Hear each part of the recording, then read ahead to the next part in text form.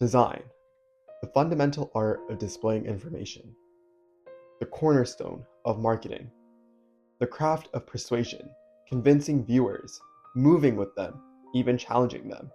It's the beauty of translating ideas into an abstract world through visuals. But when you do it wrong in websites, it can lead to adverse effects. Let me tell you why. Hey everyone, welcome back to another video. If you're new here, welcome to Redesign, your #1 spot for the latest tips on website design. I'm Nuthanan, a software engineering student at the University of Waterloo with a passion for designing websites. Websites can be tricky sometimes. They seem so easy to design, yet so daunting. I mean, you have to get the visuals right, the color palette, the branding. But what some people fail to realize is what goes beyond the design and visuals. Many developers and designers, especially those that are just starting out just like you, tend to prioritize appearance over usability. They often overlook the fact that if a website isn't functional, it fails to meet its core purpose. In a 1995 study, Kurosu and Kashimura found that users are strongly influenced by the aesthetics of any given interface, even when they try to evaluate the underlying functionality. While good aesthetics can create a positive first impression, they can also mask deeper usability issues, which ultimately harms the user experience and undermines the website's effectiveness. This is known as the aesthetic usability principle. So today, I'm going to let you in on a few important design choices for your visual hierarchy and feedback systems that you may need to know when it comes to building aesthetic but more usable designs that are rooted in psychology and design principles. A disclaimer before we start. This video will assume that you know the basic design principles, like color, typography, alignment, and more. If you feel like you haven't quite mastered those concepts yet, I've left a couple of videos to check out that should pop up right about now. Check those out and come back when you are ready. I've also provided the transcript to this video, so if you're more of a reader, feel free to use the transcript to follow along with the video. Without further ado, let's get started. Before we get started, let's get some definitions out of the way. Take note, you'll hear a lot of these words in the design world, especially in web development and user interface design. Donald Norman, a pioneer in making designs usable, in his book, The Design of Everyday Things, highlights a couple of key words that we will be using throughout this video. First off, affordances. Affordances refer to the possible actions that an object suggests to its users. For example, the computer mouse you use to click on this video affords actions like pressing buttons or moving the cursor across the screen. The shape and the layout of the mouse invite you to hold it comfortably and interact with certain parts. Signifiers are the visuals that communicate these affordances. On a mouse, visual signifiers include the shapes of the left and right buttons, the slight indentation or separation between the buttons, and sometimes a scroll wheel with ridges indicating where you can click and scroll. Additionally, the cursor changing shape when hovering over clickable elements reinforce these cues. Next is feedback. Feedback is simply any response your design provides to your viewer as reinforcement to one's action. When you click a button and it changes color or makes a sound, that's feedback telling you that the action can be performed. Feedback reassures you that your action will work. This is a key concept that we will be talking about throughout this video. Lastly, mental models are basically how users expect things to work based on their past experiences. For example, in many cultures, people read left to right, so they naturally scan websites that way. Designers use this knowledge to place information where users expect them. When designs match these mental models, users find websites easier to understand and use. Disclaimer: not all mental models will apply to every single human being. When designing, make sure you consider your audience. For example, if you're planning on creating a website using Arabic, your audience will be reading right to left instead of left to right. Now that was a lot. Thankfully, I provided a cheat sheet for you that you can use in the description of this video. I highly recommend that you use that to follow along.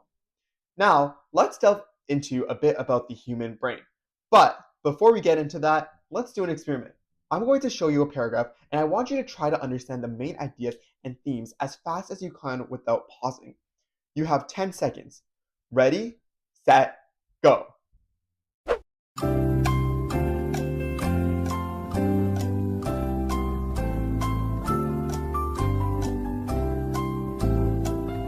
Well, that was hard, wasn't it? Let's try the same experiment, but a different paragraph. Ready, set, go.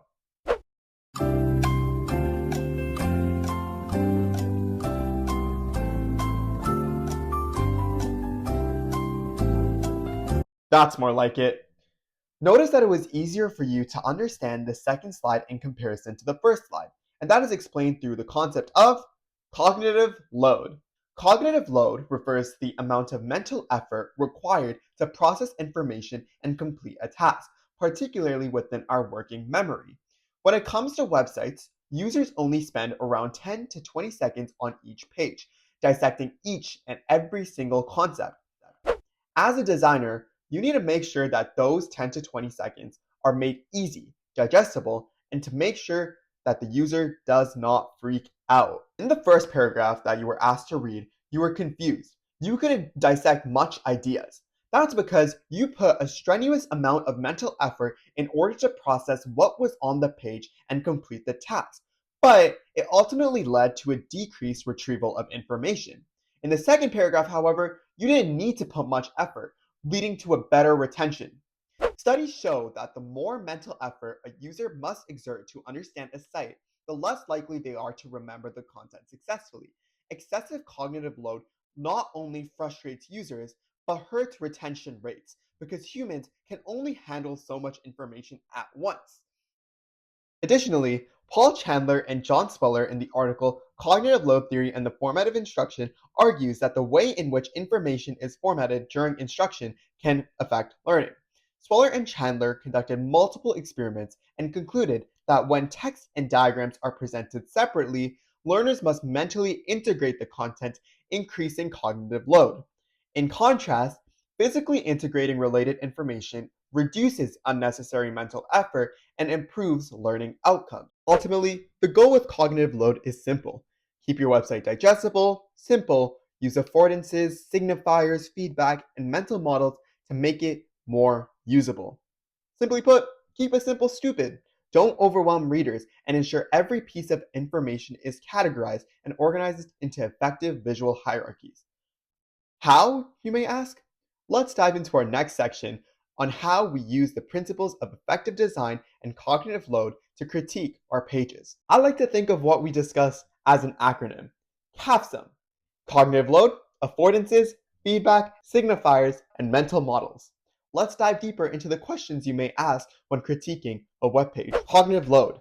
Is the design strenuous for a casual user? How long does it take for an average user to understand the website and its ideas? Can I understand all the objectives of the organization within 10 seconds of reading the page? Affordances. Does the design have a good indication of what its capabilities are? For example, if you're trying to get the individuals to buy a certain car, is it evident that you can view the different models that the brand offers? Feedback. Are there elements that allow feedback, giving users an indication of what they need to accomplish? This could be a button animation, for example.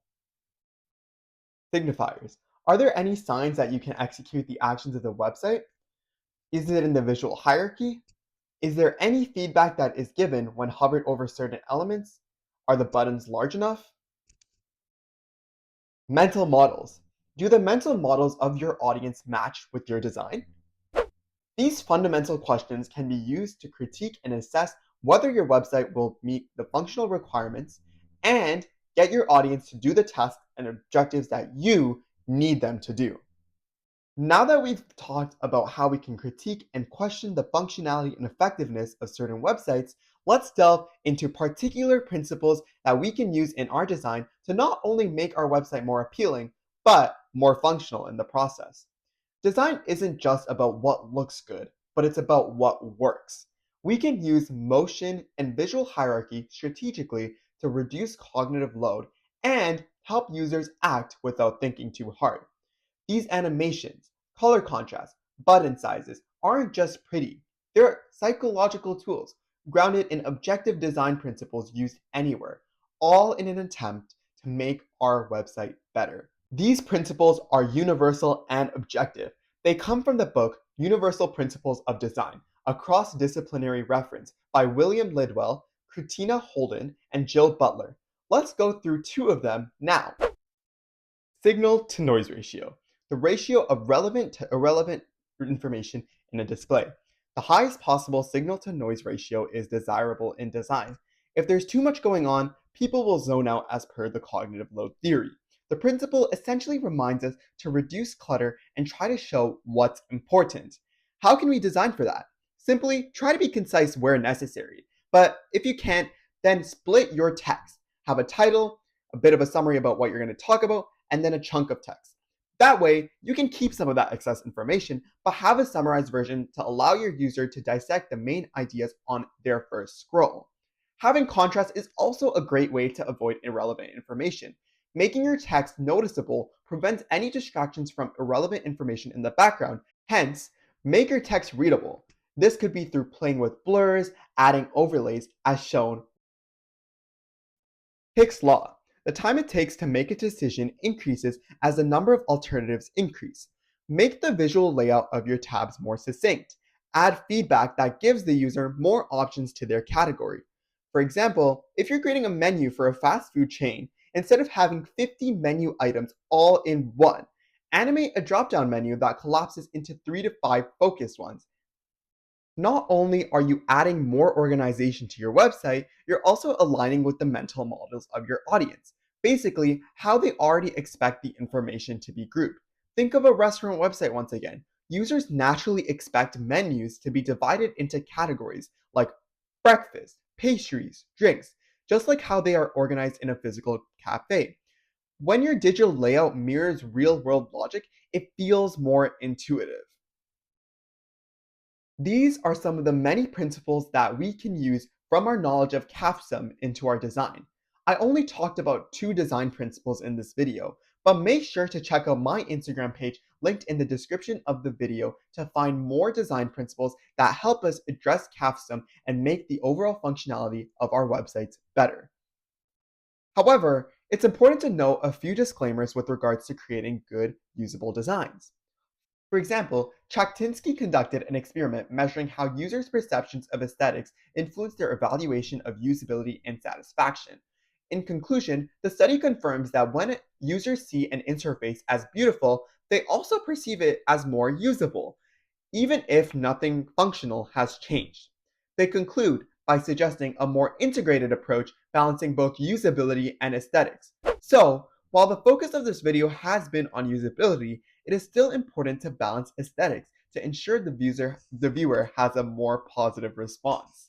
Additionally, ensure that you consider your audience as well, because designs that seem aesthetic and usable may not necessarily be accessible to all audiences.